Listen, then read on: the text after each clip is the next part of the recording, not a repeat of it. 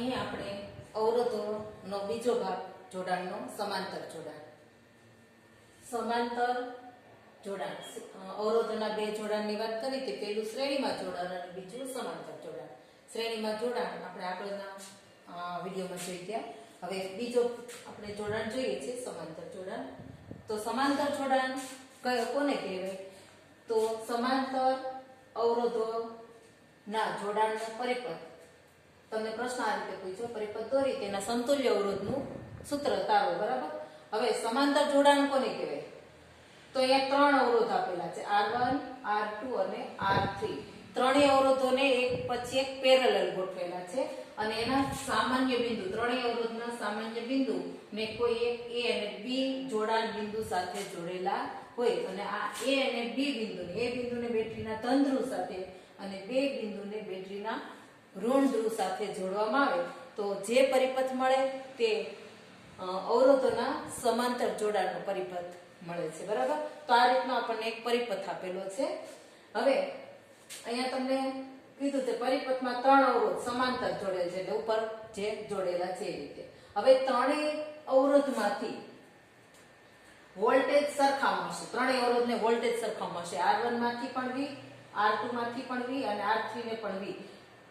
બેટરીના જે વોલ્ટ છે એ ત્રણેય અવરોધને એક સરખા મળશે. પરંતુ વિદ્યુત પ્રવાહ અહીંયા વહેંચાઈ જાય છે. R1 અવરોધ છે એને I1 મળશે, R2 અવરોધ છે એને I2 વિદ્યુત પ્રવાહ મળશે અને R3 છે એને I3 વિદ્યુત પ્રવાહ મળશે. એટલે કુલ વિદ્યુત પ્રવાહ કેટલો મળે?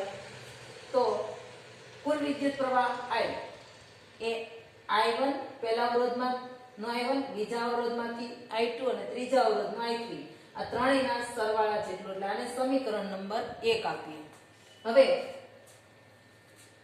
આ ત્રણેય અવરોધને બદલે, એટલે જે આ ત્રણ અવરોધ છે 1, 2 ને 3 આ સમાંતર જોડાયેલા છે એની જગ્યાએ કોઈ એક અવરોધ RP, P શા માટે લીધું? પેરેલલ, એટલે કે સમાંતર જોડાણ. પેરેલલ અવરોધ માટે RP લીધું. બરાબર. તો એ RP ને જોડવામાં આવે આ જ પરિપથની અંદર. આ ત્રણ અવરોધને બદલે માત્ર એક ત્રણેય ને સમતુલ્ય અવરોધ RP જોડેલો હોય તો વિદ્યુત પ્રવાહ I છે અને બેટરીના વોલ્ટેજ V હોય તો આપણને ઓહમના નિયમ પ્રમાણે, ઓહમના નિયમનું સૂત્ર યાદ રાખવા માટે તમને અગાઉ ત્રિકોણ વાળી ટેકનિક બતાવી હતી. યાદ રાખવા માટેની ટેકનિક છે. આપણે I જોઈએ છે તો I ને દબાવી દેવાનો. તો શું મળ્યું? V ના છેદમાં R. બરાબર. તો ઓહમના નિયમ પ્રમાણે I બરાબર, એટલે પરિપથમાંથી પસાર થતો વિદ્યુત પ્રવાહ I એ બેટરીના વોલ્ટેજ V અને R પેરેલલ I. અહીંયા R છે એ કેવો છે? સમાંતર જોડાણ માટેનો RP છે. બરાબર. હવે અહીં દરેક અવરોધ આગળ વિદ્યુત પ્રવાહ વહેંચાઈ જાય છે.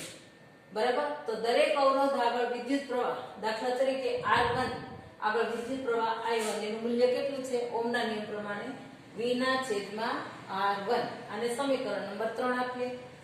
I2 એવી જ રીતે V ના છેદમાં R2 અને R3 અવરોધ આગળ વિદ્યુત પ્રવાહ I3 બરાબર V ના છેદમાં R3 અને સમીકરણ નંબર 5 આપીએ. હવે આ સમીકરણ નંબર 2, 3, 4 અને 5 ની કિંમત સમીકરણ નંબર 1 માં મૂકવાની છે. દાખલા તરીકે I છે તો સમીકરણ નંબર 2 માં I નું મૂલ્ય આપ્યું છે V ના છેદમાં R2. એ રીતે I1 ની કિંમત, I2 ની અને I3 એ સમીકરણ 1 માં મૂકવાની છે. I1, I2 I3.